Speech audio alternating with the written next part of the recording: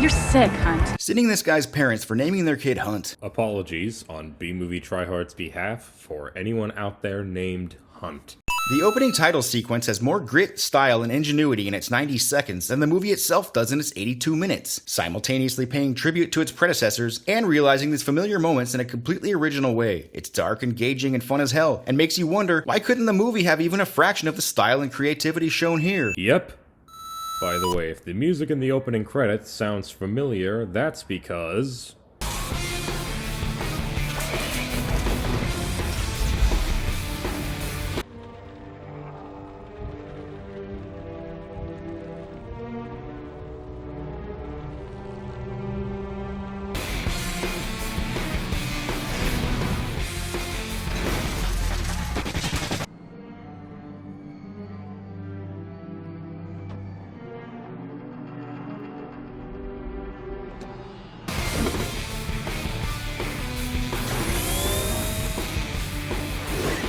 This may be obvious to some, but it's still neat.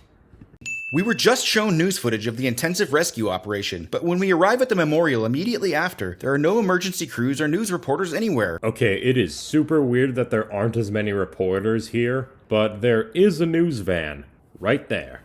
Why does the movie need to build George up as a saint in this scene? Look, he's mild-mannered. Look, he loves his mom. Look, he's a recovering alcoholic. As if we wouldn't understand the implications here without being shown exaggerated stereotypes of what's good and bad. A victim of a hate crime is a victim of a hate crime, plain and simple. Dude, earlier you added so many sins for the lack of characterization in this film, but now you're adding one because of one of the few times they give someone even an ounce of character? Why? What are you kids, stupid or something? Get out of here. This guy rules. Yep. Weird is putting tampons in your kids' ears. That's weird. Guy's an asshole, but he'd probably be excellent at cinema sins. Still isn't a sin. Why is this footage entrusted to this lowly night watchman instead of being in the hands of investigative authorities? Maybe this tape isn't the only copy. I doubt the stadium would only have one copy of this particular tape. Watch it, Nadia die like that in front of me. Why bother giving this guy an emotional scene, even if it is only for like 5 seconds? He only exists to die in this movie. They didn't even bother giving him a name, for Christ's sake. Besides, are we supposed to feel sorry for the guy who does this? Down in front, asshole! Approaching the halfway point. Kill him fucking 5 times. Most of what you said was right there, except for the fact that this guy actually does have a name.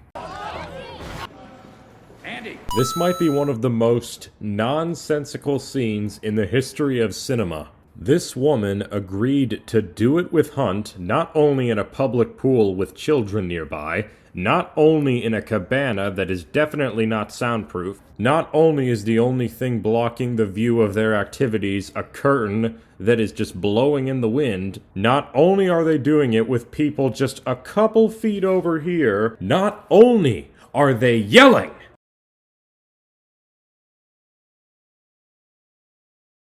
But she puts her bra back on, outside of the cabana. What is the purpose of this scene? Is it just to get bird shit on the window? If so, movie is killing time, especially adding this pointless new character. This guy shows up at the end too, but he doesn't have any bearing on the story. Is this just a ham-fisted way of forcing this coin shadowing of Hunt's death? Because this is already covered in a later scene. Movie hasn't bothered with any foreshadowing up to this point, so why start now? Again, I agree with most of what you said, but the movie hasn't had any foreshadowing up until now? No. This car has a number of ads on it, including Brand X, the same brand of vehicle that would eventually take out the mechanic, Andy. Also a banner for Hecaracious, where we see their slogan, Performance, Get It in Gear. Nick has a premonition later on, where his girlfriend Lori is grinded up by an escalator gear. There's also some text on the car's hood, Feel the Rush, which could be a sign about the violent stampede out of the stadium when the crash first occurred. Tell me again why we chose this over seeing the movie? They do end up seeing the movie later. At the memorial, he's wearing a necklace. It's actually very similar to Evan Lewis's demon tail necklace in the second one, but this one is more of a hook, a clue about his fate, which involves him getting stuck on a hook and dragged down the streets by his truck. The next sign is when Nick catches a reflection of his ceiling fan in a mirror on the coffee table, a clue about the ceiling fan that nearly fell on Samantha. The comb and brush tell us that the accident occurs at a hair salon, and these rocks represent the rock that the lawnmower accidentally propels into her skull.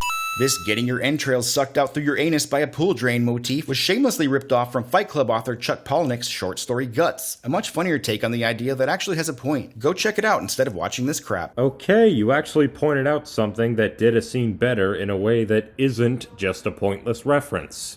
Good job. Accidentally turning on a TV which immediately reveals something crucial about the plot cliche. That's a little too specific to be a cliche.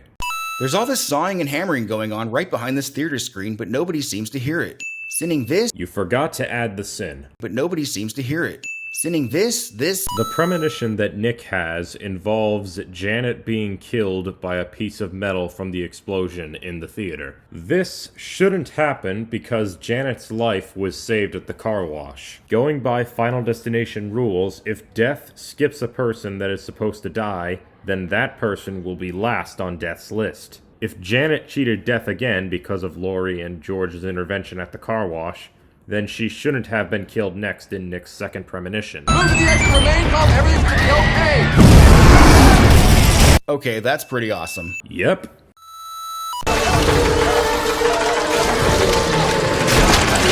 Okay, fine, I admit it. I love this kill. Yep. These barrels should say combustible, not spontaneously combustible.